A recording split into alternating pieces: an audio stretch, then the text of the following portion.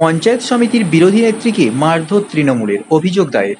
গতকাল পশ্চিম মেদিনীপুর জেলার কেশিয়াড়ি পঞ্চায়েত সমিতির বিডিও অর্থ ও উন্নয়ন বিষয়ক একটি আলোচনা সভায় বিজেপির পঞ্চায়েত সমিতির বিরোধী নেত্রী মৌমিতা সিংহকে আমন্ত্রণ জানান, কিন্তু তিনি সেখানে উপস্থিত হতেই ব্লক সভাকক্ষে তৃণমূলের সদস্যরা কল্পনা সিটের নেতৃত্বে তাকে বেধড়ক মারধর করে বলে অভিযোগ।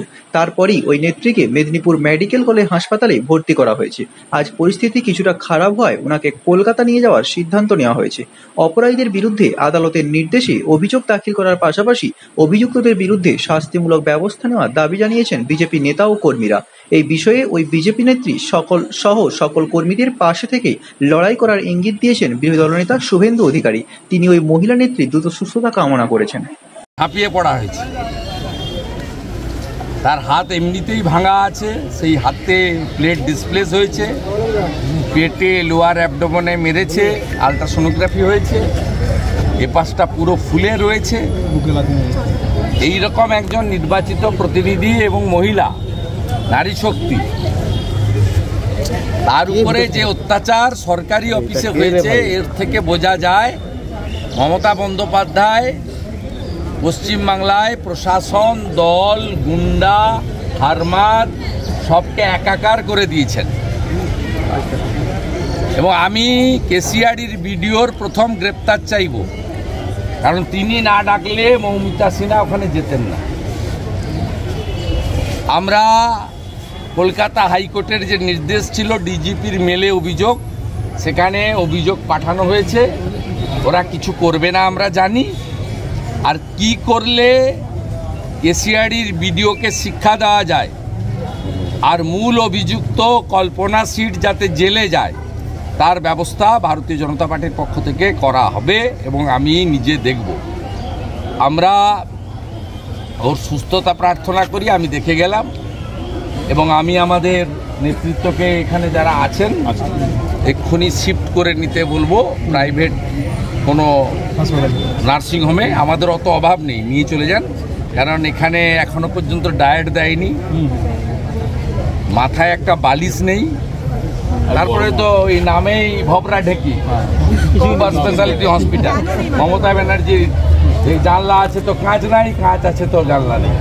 তাকিয়ে দেখুন, এসব জায়গায় থাকলে সুস্থ লোকও মারা যাবে। গতকাল আপনার টুইট সঞ্জয় বেরা নিয়ে আমি ডেবরাতে যাচ্ছি। ডেবরা বিজেপি পার্টি অফিসে সাংবাদিক সম্মেলন আছে, ওখানে ওইটা নিয়ে রাজভবনের সামনে ধর্নার জন্য বিজেপিকে সবসময় বাধা দেওয়া হয়, অথচ তৃণমূলকে প্যাচে পড়েছে। আজকে কলকাতা হাইকোর্ট বলেছে যে তৃণমূল এবং ভাইপো কেন বসেছিল 144 ধারা ভেঙে তার রিপোর্ট দিতে। এবারে বিনীত গোয়েল রিপোর্ট দিক। একই সাথে বিকল্প জায়গার জন্য আপনাদের চাকরি বাঁচাবে না রাজধর্ম পালন করবে, দেখুক এবারে বুঝুক। দাদা পাটুলিতে তৃণমূলের গোষ্ঠী সংঘর্ষ, মমতা না, আই এম নট সেইং ইট। দাদা পাটুলিতে তৃণমূলের গোষ্ঠী আই এম নট সেইং ইট। पूरे राज्य में post pole violence, I am not interested regarding this. पूरे राज्य में पोस्ट पोल वायलेंस क्या कहेंगे? Post pole violence every day going on. কাল গৌরী মাইতিকে খুন করেছে ধাইপুকুরিয়া ভূপতিনগরে। শশাঙ্ক মাইতি ভারতীয় জনতা পার্টির লিডারকে খুঁজতে গেছিল, তার বাবাকে মেরেছে, খুন হয়েছে। কালকে রাতেই সঞ্জয় বর্মন 32 বছর বয়স, কোচবিহারের সিতাই, ঘর ছাড়া ছিল, বাড়িতে গেছিল, বাড়ি ঘিরে ফেলে, প্রাণ ভয়ে মোটরসাইকেল নিয়ে স্পিডে বেরোতে থাকে, মোটরসাইকেল দুর্ঘটনা ঘটিয়ে তাকে মারা হয়েছে, খুন করা হয়েছে। দাদা দেবের পর এবার ঋতুপর্ণা সেনগুপ্তকেও ইডির তলব। বারবার ধরে অভিনেতা অভিনেত্রীদের নাম কেন জড়িয়ে যাচ্ছে? গেছে সে বলতে পারবে। আর যার নাম বললেন ঘাটালে যিনি ছাপ্পা মেরে জিতেছেন, 1,30,000 কেশপুরে লিড, ছাপ্পা মেরে এমপি হয়েছেন, তিনি তো জুতা, জামা, ব্যাগ, ঘড়ি সব ঘুষ নিয়েছেন। আমি তো প্রমাণ করে দিয়েছি। আমি তো 23 তারিখে, গত মাসের 23 তারিখে সোশ্যাল মিডিয়ায় প্রকাশ করে দিয়েছি যে উনি কি কি নিকৃষ্ট মানের ঘড়ি নিয়েছেন, আইফোন নিয়েছেন বলে দিয়েছি। তারপরে ছাপ্পা মেরেছেন, ছাপ্পা মেরে জিতেছেন।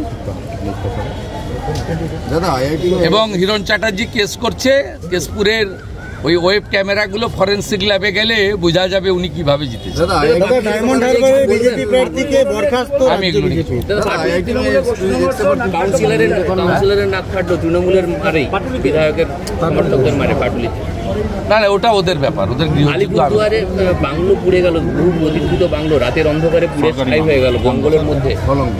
কাউকে বিক্রি টিক্রি করবে মনে হয়, হর্ষ নেওয়াটাকে দিবে মনে হয়, ওই জন্য।